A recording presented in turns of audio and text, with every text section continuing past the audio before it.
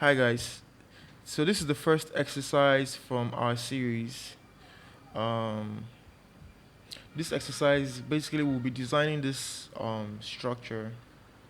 So before we jump into the Fusion 360 software, we need to first have a strategy that we're going to use to model this in 3D. Yeah. So the strategy that I will be using is I would start with a sketch on the top plane, and I will start by constructing the outer circle. And if you can imagine that there's another circle here, that's the inner circle. So I would also model that inner circle. And then what I will do is I will go on to model this circle, and this circle. And then I'll finish off this exercise by extruding that area for this distance. So this book uses millimeters for the units. So this, for example, is 28 millimeters, and this is 80 millimeters diameter, right? That's what this symbol means. So let's go ahead to get started. Let's hop on over to Fusion 360. And the first thing we're going to do is we're going to create a sketch, and we want to create a sketch on the top plane. So let me select that. Now the next thing we're going to do is we are going to create a circle. I think that's how small it is. I was trying to minimize this window. Okay, so we're going to create our first circle, which has a diameter of 80 millimeters. So let's go to the circle tool. Let's start from the center here, and let's specify 80 millimeters. There we go. And then the next thing I want to do is I want to create another circle. That circle is, let's see if we can find the diameter. 3 holes, 10 millimeters, 28. Okay. So this specification does not give us the dimension for the inner circle, but we can infer that by doing some other things. Let's see. So the distance from here to here is 28. I think that could give us an idea about the size of this circle. So what we're going to do now is let's create two center lines that run through the center of the circle. So let's select center line. Yeah. So this is the first line, and this is the second line. Okay. Now let's create these small circles. 3 holes with 10 millimeter diameter. So let's select circle, and let's just create it anywhere on this center line. So 10 millimeters, select. Um, let's try the pattern tool so we can repeat the circle here and here. Okay, so circular. Well, before we do that, let me dimension the distance from the center to the center of this circle as 28 millimeters.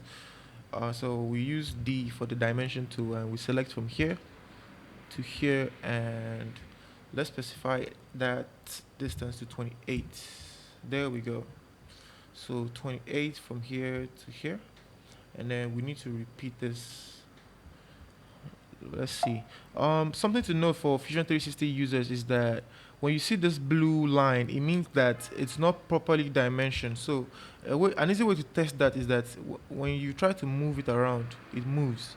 So this lets you know that some constructs or some lines have not been properly positioned. So since it's moving freely along this axis, what we can do is we can select the center point, and we select this center line, and we can coincident the both of them. Now you can see that the blue line has gone. It's now black, meaning that this line is properly dimensioned. But if you look at this other line here, you can see that it's not. Let's make it the center line. It's not properly dimensioned as well, because see, we can move it around. So let's constrain it to this point and say they are both coincident. Now our drawing is completely dimensioned because we don't have any blue lines. Okay, now let's do a pattern using this circle to create multiple copies that, one here, one here. So let's go there. pattern, circular pattern.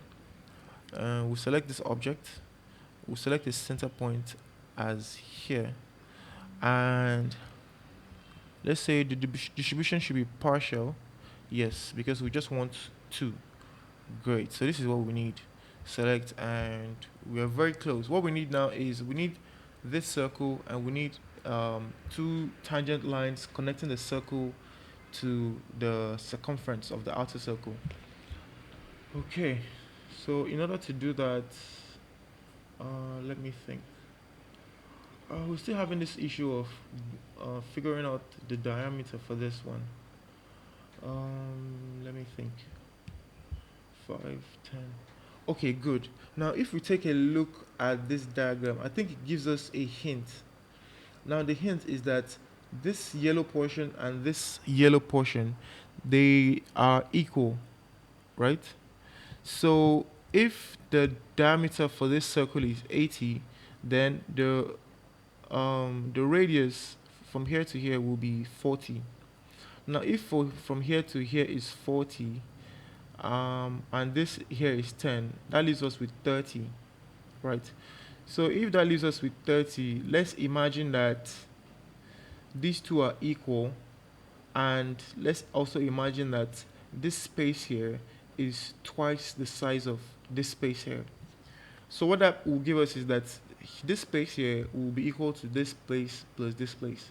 So if the remaining distance we have from the radius minus this is 30, we can assume that this the distance from here to here is 15, the distance from here to here is 15, and the distance from here to here is 30. No, sorry. If the remaining space is 30, then we can assume that 30 divided by 2 is 15. So this space here is 30. No, sorry. This space here is 15, while this space and this space are 15 divided by 2, respectively. That will be 7.5, 7.5, 15, and 10, altogether giving us 40. All right, so let's continue with that assumption. With that assumption, it means that the radius of the radius of this circle, or this semicircle, is 15, and the diameter is 30. So let's make a circle, and let's say the diameter for this circle will be 30. There we go. Okay, since the diameter of this circle is 30, we also want to make tangential lines that connect this circle to the circumference. So I'm going to select this one, and I'm going to add a tangent constraint. The next thing we're going to do is, well, for this feature, I'd like to use the mirror feature. So I'd like to, first of all, let me enforce this as a center line. Right, so I'd like to use the mirror feature to mirror this line using this center line, and there we go. So as you can see, we have an outline basically of this structure. Now, if you want to be very meticulous, you can use the trim feature to cut out these parts here, these parts that intersect. Oh, let me see.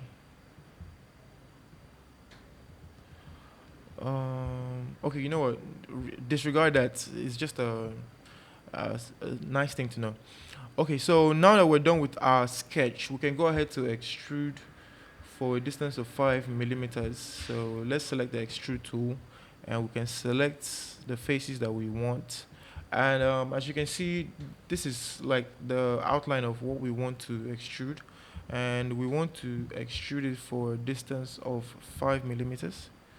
And there we go. So now you can see that we have this here, and I hope you enjoyed this video. I'll be making a follow-up video for exercise 2. Thank you for watching.